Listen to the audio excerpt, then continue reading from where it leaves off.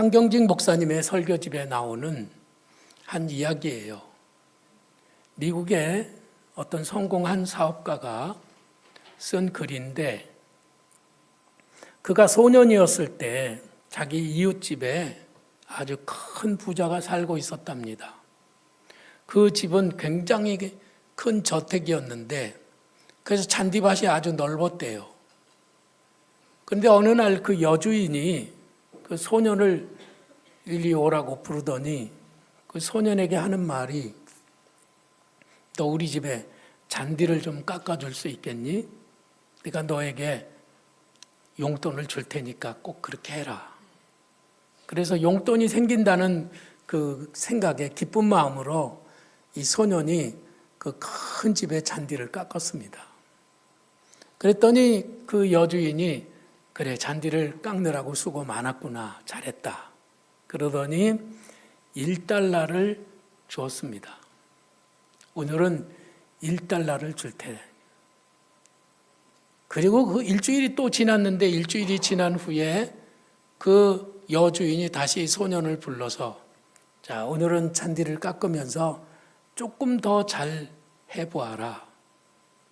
그래서 이 소년이 또 용돈이 생긴다는 기쁨으로 열심히, 그리고 정성을 기울여서 잘했어요. 그랬더니 주인이 그 잔디 깎은 것을 이렇게 보더니 뭐라 그러냐면, 아유, 오늘도 열심히 잘했구나. 자, 오늘은 지난번보다 훨씬 잘했기 때문에 내가 $2를 주마. 똑같은 잔디를 깎았는데 $2를 벌게 된 것입니다. 이 소년은 너무너무 기뻤어요. 세 번째 주가 됐는데, 한 주가 지났더니 그 여주인이 그 소년을 또 불러서, 오늘도 우리 잔디를 좀 깎아줘라. 그리고 오늘은 네가 할 수 있는 것 최선을 다해서 잘 성실히 해봐라. 그러고 부탁을 했어요. 그래서 이 소년은 그날도 기쁘게 잔디를 깎으면서 성실하게 했습니다. 빨리빨리 대충대충이 아니라 성실하게. 그러면서 마지막에는 잔디가 기계로 미처 깎아지지 않은 그 삐쭉 튀어나온 그 잔디들은 가위로 잘라서 모든 잔디들이 아주 고르게 예쁘게 잘 깎여져 있었습니다. 여주인이 그날 잔디 깎은 소년을 보고 크게 칭찬을 해줬어요. 너무 훌륭하게 잘했다. 정말 잘했어. 그러면서 $5를 상으로 준 거예요. 그러면서 소년에게 이렇게 말했습니다. 네가 이 다음에 무슨 일을 하든지 $1짜리 일을 하지 말고 $5짜리 일을 하여라. 이렇게 당부를 했습니다. 그 후에 소년은 그 여주인이 자기에게 $5를 주면서 부탁했던 그 말이 무슨 일을 하든지 생각이 났다는 거예요.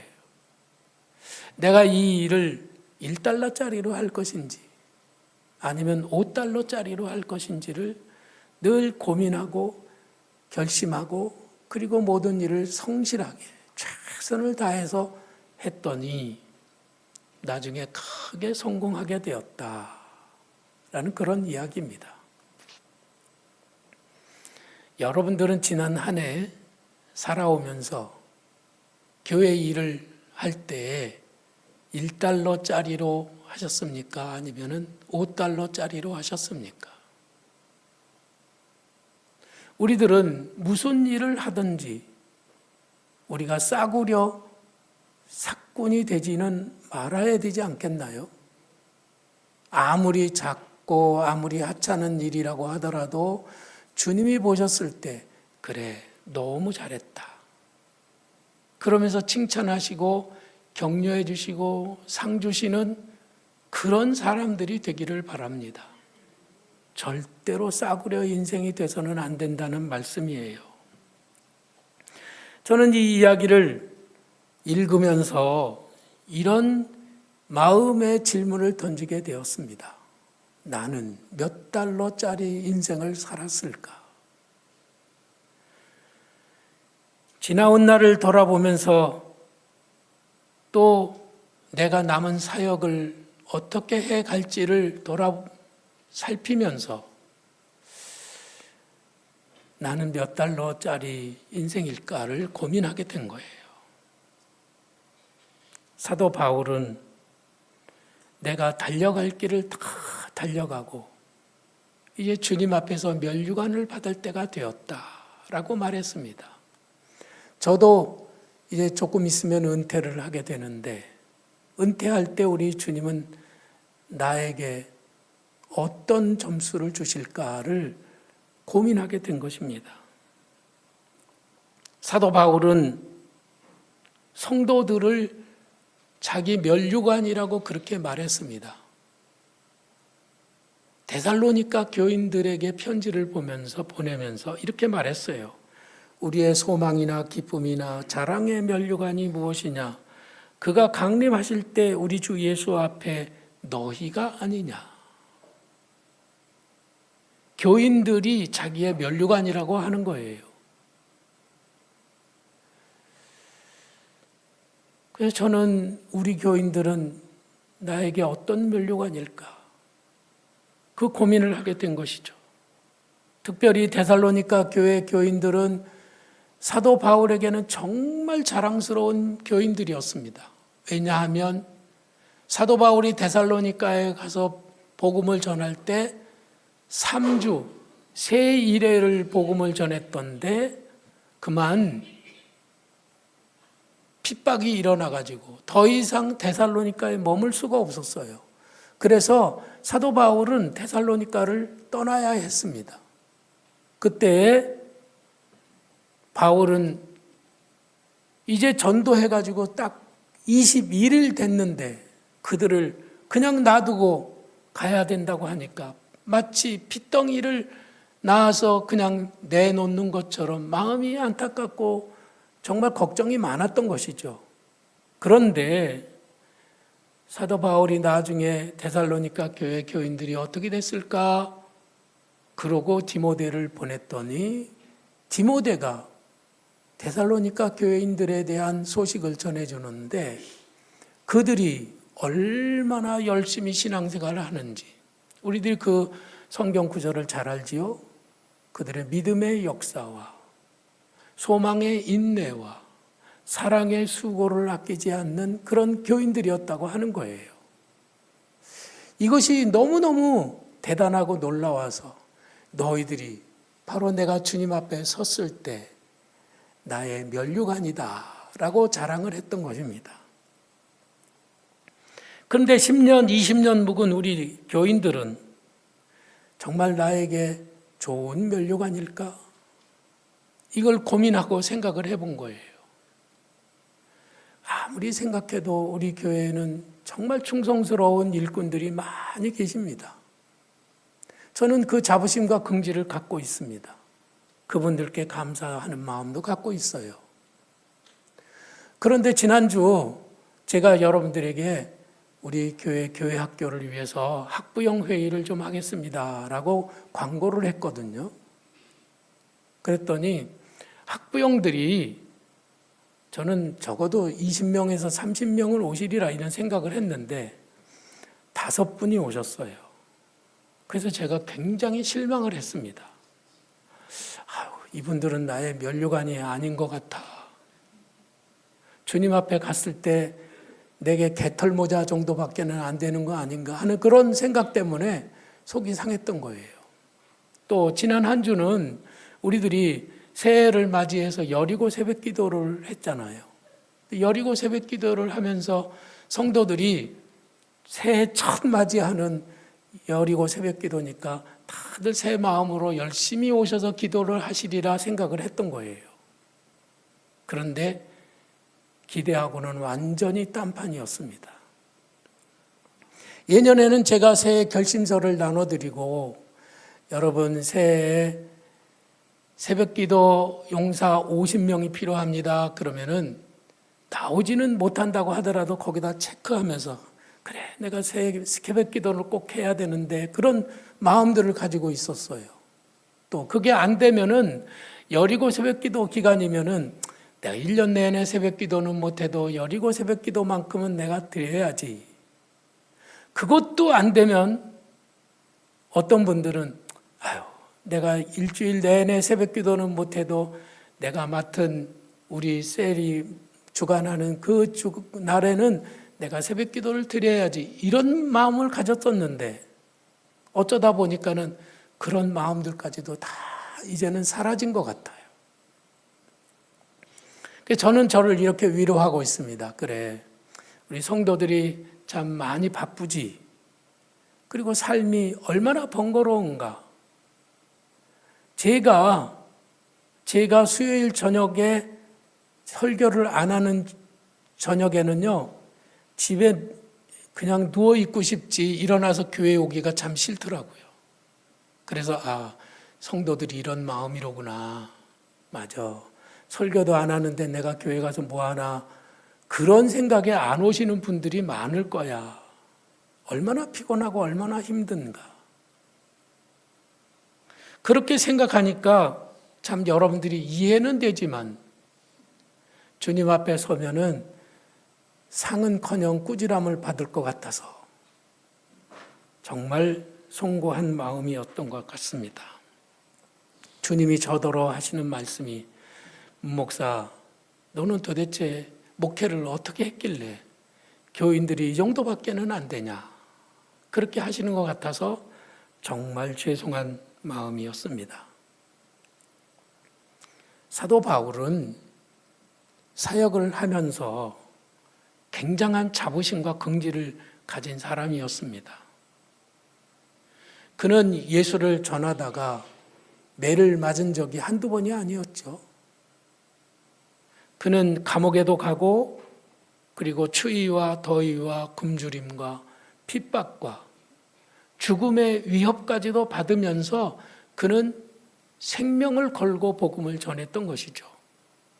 그러나 그는 주님이 자기를 인정해 주신다고 하는 그런 큰 확신과 자부심, 그런 긍지를 가지고 아주 기쁘게 헌신했던 거예요. 거기에는 은혜가 있습니다. 은혜가 숨어 있어요. 은혜를 여러분 어떻게 생각하십니까? 사도 바울이 이렇게 주님 앞에서 정말 인정받고 사랑받는 그런 일꾼이 된 것은 그가 충성하고 그가 생명을 걸고 복음을 전했기 때문이다? 아니면 그는 부족했지만 하나님이 그를 믿고 사랑해 주셨기 때문이다. 어느 거라고 생각하십니까? 은혜가 있었단 말씀이에요. 우리가 읽은 성경 말씀 14절에 보면 우리 주의 은혜가 그리스도 예수 안에 있는 믿음과 사랑과 함께 넘치도록 풍성하였도다.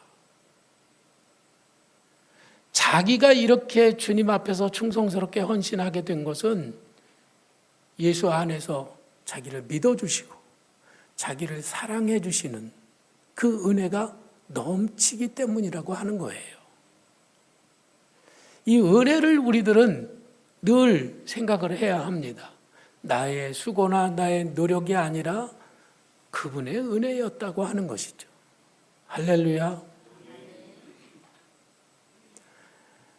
우리 맹경순 권사님이 식당을 하시잖아요. 이분이 쬐꼬만 정말 테이블 몇 개 안 되는 쬐꼬만 곳에서 식당을 시작하다가 작년에는 큰 건물을 지으셨어요. 몇 년 안 됐는데 그렇게 놀랍게 자리를 잡으셨더라고요. 너무너무 기쁜 일이고 축하할 일이잖아요. 근데 크게 건물을 지었는데 식당이 무지하게 잘 돼요. 그래서 얼마나 힘들겠어요. 또 잘 되니까. 그런데 우리가 연초에 거기 가서 식사를 하게 됐습니다. 식사를 하면서 이제 물어본 거예요. 얼마나 바쁘고 힘드세요? 식당이 잘 되니까 너무 좋지요? 그랬더니 우리 맹 권사님의 남편 되시는 집사님이 뭐라고 그러시느냐면 다 지할 나름이지요. 이렇게 얘기했어요. 자기가 노력한 만큼 얻어진다는 것이죠. 맹경순 집사님이 그 옆에 있다가 뭔 그런 소리를 해. 하나님의 은혜지. 그러면서 남편에게 눈을 부라리는 거예요. 그래서 우리 맹경순 집사님의 믿음이 은혜 속에 있는 믿음이로구나 하는 것을 제가 확인하게 되어서 너무 감사했습니다. 여러분들은 은혜 안에 계십니까?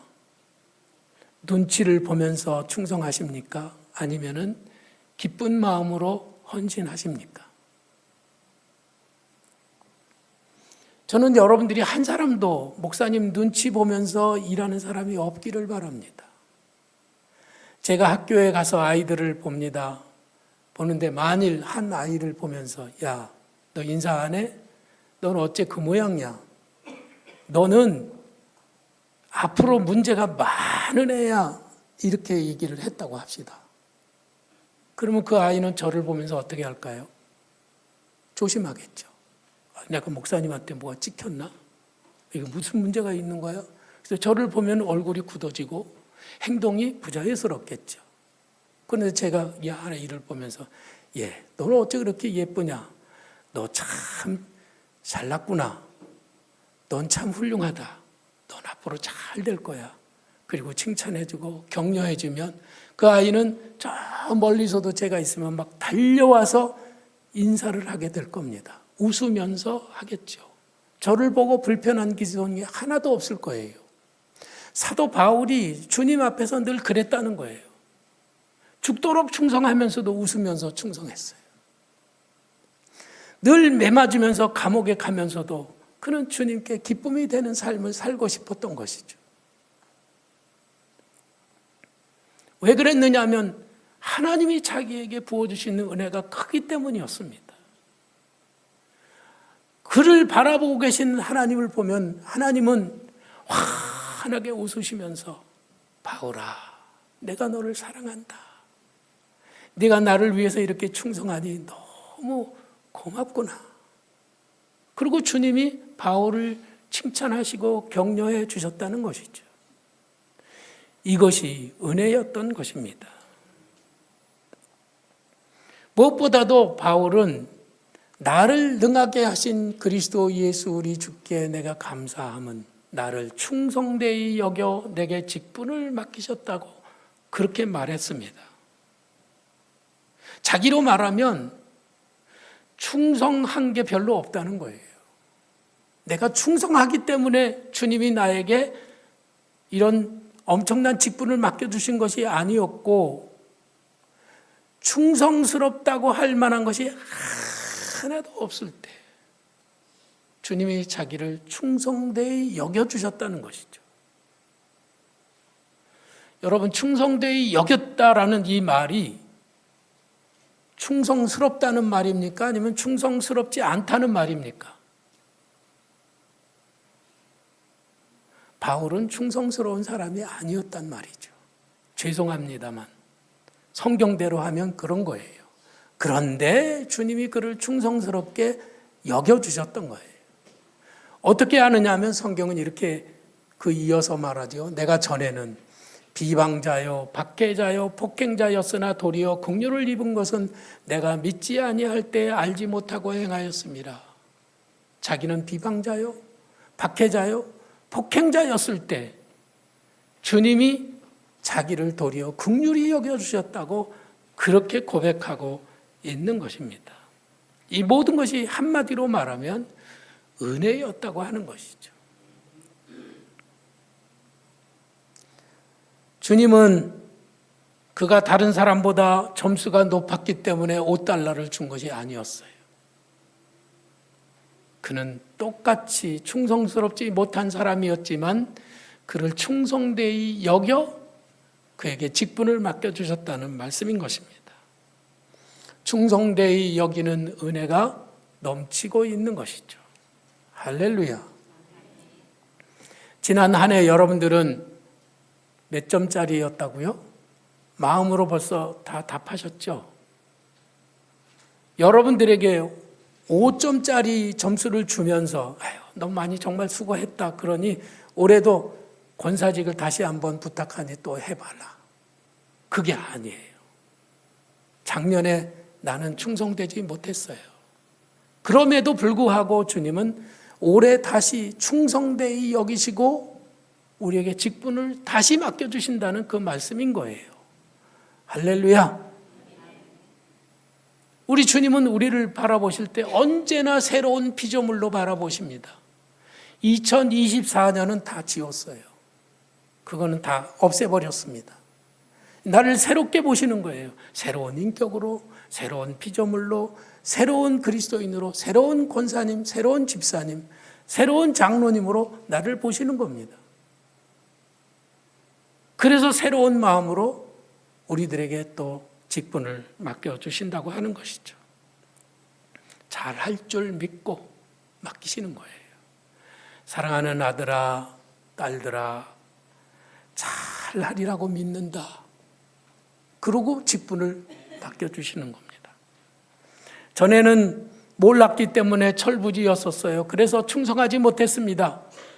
그러나 이제 바울은 예수 그리스도께서 자기를 위하여 십자가에 달려 죽어주심으로 내가 구원을 받았다고 하는 그 놀라운 은혜 때문에 이제는 그는 기쁜 마음으로 주님 앞에 헌신하는 거죠. 천지를 창조하신 하나님의 아들 예수가 자기 같은 것들을 위해서 십자가의 고난을 당하셨다고 하는 사실을 생각하면 자기의 모든 것을 드릴지라도 아깝지 않았던 것이에요. 믿고 맡기시는 주님의 기대에 실망을 끼쳐드릴 수가 없기에 그는 열심을 다해서 헌신하고 희생했던 것입니다. 우리들 마찬가지예요. 주님은 여전히 우리에게 또 믿고 맡겨주신다고 하는 것입니다. 셀을 다시 조직하기 위해서 손을 보면서 여러 가지로 힘들고 어려운 일들이 많이 있었습니다. 어떤 셀은 정말 열심히 모이고 셀 가족들이 다 하나가 돼서 믿음 생활 즐겁게 잘하고 있는 셀이 있는가 하면 어떤 셀은 잘 모이지 못하고 또 서로가 사랑으로 섬기지 않기 때문에 그 셀에 문제가 있는 것이에요. 그래서 여기다 붙여보기도 하고 저기다 붙여보기도 하고 그러는데 그것이 참 어려운 일이에요. 어떻게 하면 좋을까? 어떻게 하면 좋을까? 잘 될까? 잘할 수 있을까? 나는 그에게 그 셀을 맡기는 것이 걱정이 돼요. 근데 우리 주님은 어떠시다고요?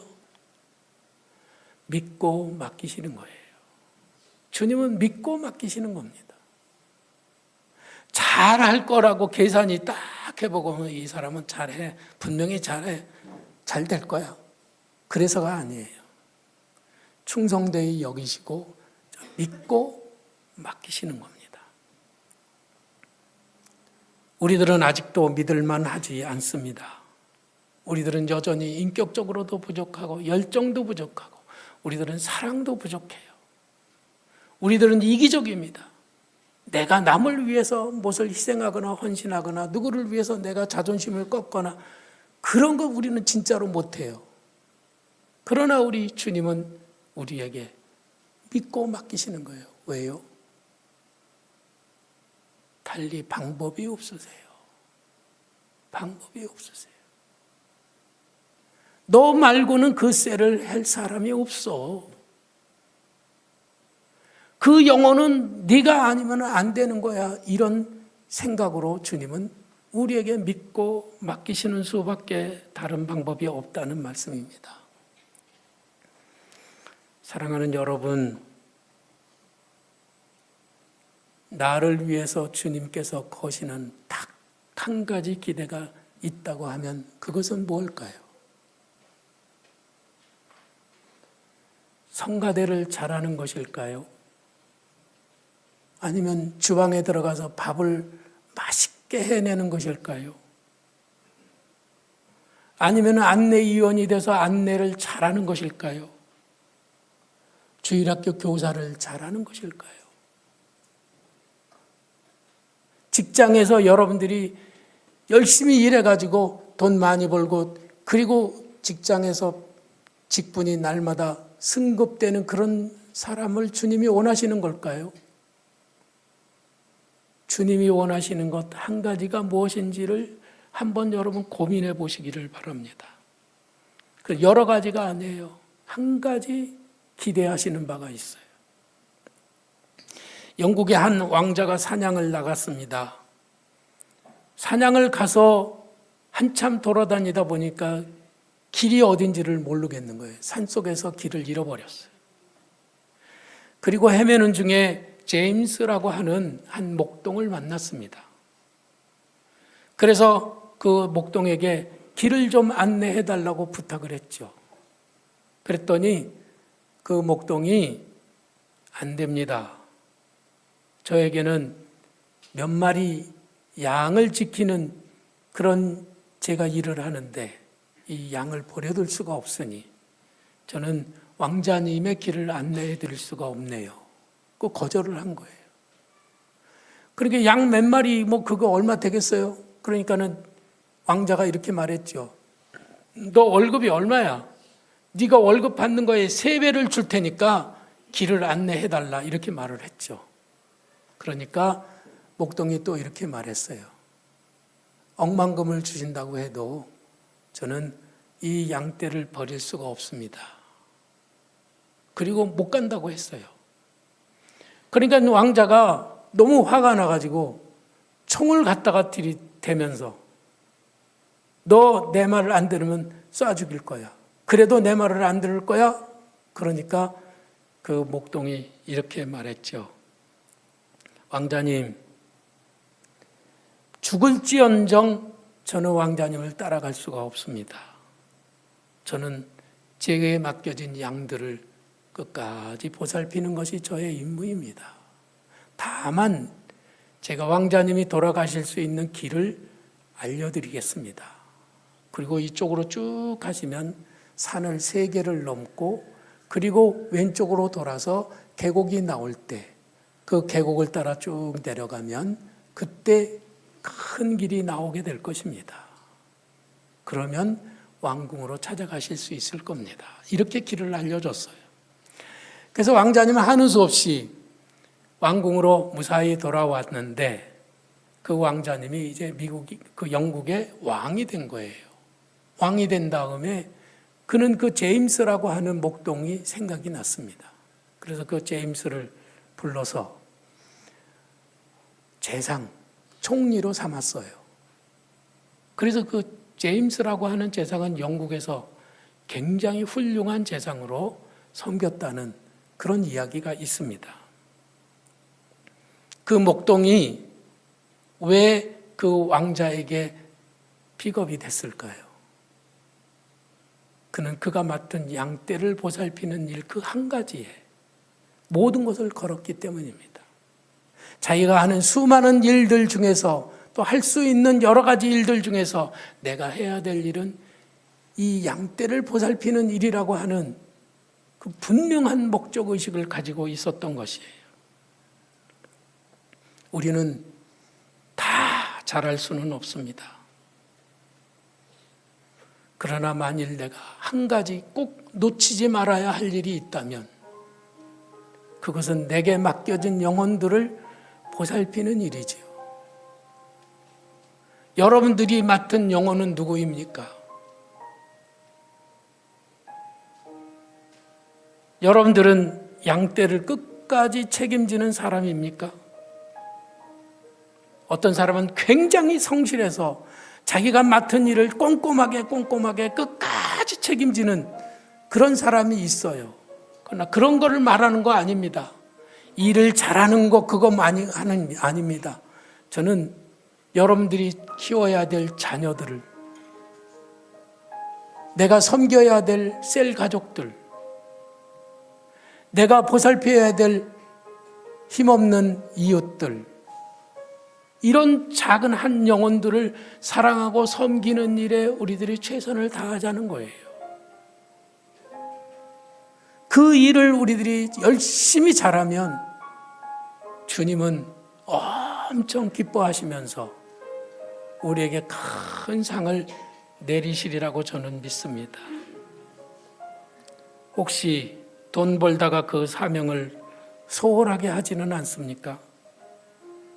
나의 기분이 나빠서, 내 자존심이 상해서 혹시 영혼을 보살피는 일을 포기하지는 않습니까? 어떤 경우에도 영혼을 사랑하는 일만큼은 끝까지 챙기는 성도들이 되시기를 부탁을 드립니다. 그것이 바로 우리가 감당해야 될, 그리고 주님이 우리에게 맡겨주시는 사명인 것입니다. 우리 함께 찬양하겠습니다.